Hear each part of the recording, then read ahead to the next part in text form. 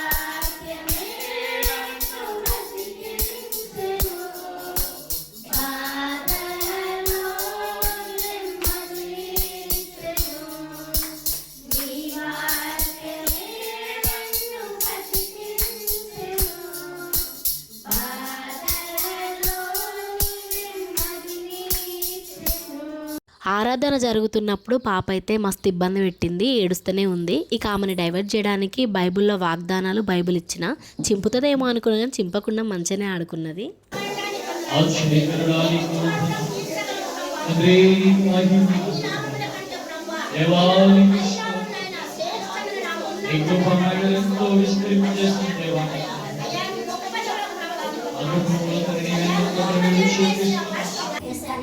తండ్రి పరిశుద్ధుడాను సహాయం చేయి ప్రభా.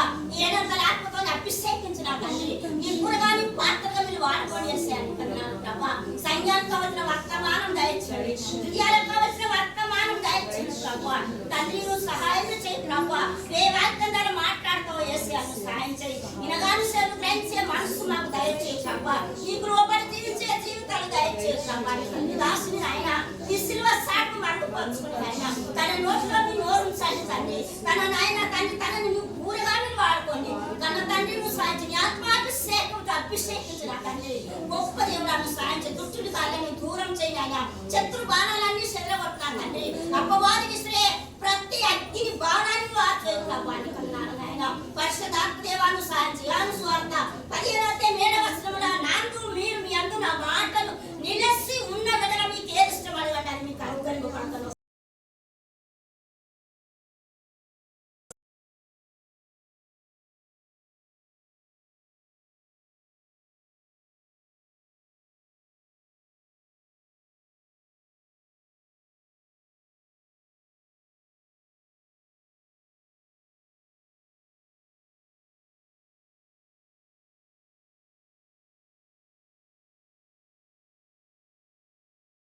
తండ్రి.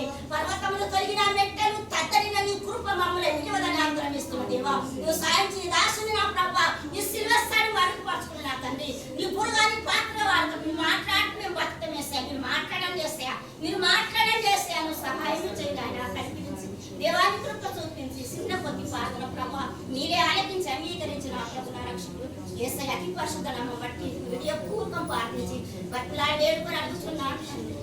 ఆ ఆంటీకి వచ్చిన హెల్త్ ప్రాబ్లమ్స్ అన్నీ తొలగిపోవాలని, వాళ్ళ ఫ్యామిలీకి వచ్చిన హెల్త్ ప్రాబ్లమ్స్ తొలగిపోవాలని, వాళ్ళ ఇంట్లో ఉన్న సమస్యలన్నీ తొలగిపోవాలని, వాళ్ళందరూ మంచిగా ఆరోగ్యంగా ఉండాలని మా చర్చి వాళ్ళందరము ఐక్యమత్యంతో మంచిగా దేవుణ్ణి ప్రార్థించిన ఆ దేవుడైతే ఖచ్చితంగా దానికి సమాధానం ఇస్తాడు.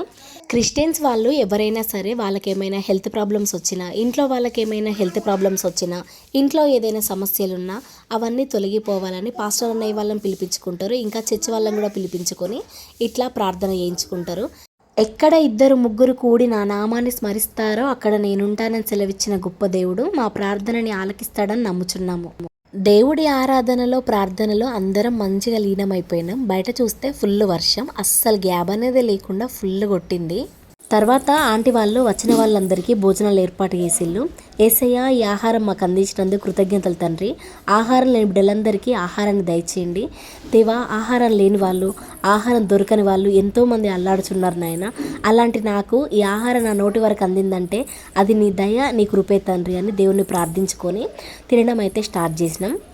ఇక అందరం అయితే దేవుడికి ప్రార్థన చేసుకొని అందరం మంచిగా హ్యాపీగా కడుపు నిండా తినేసినాం.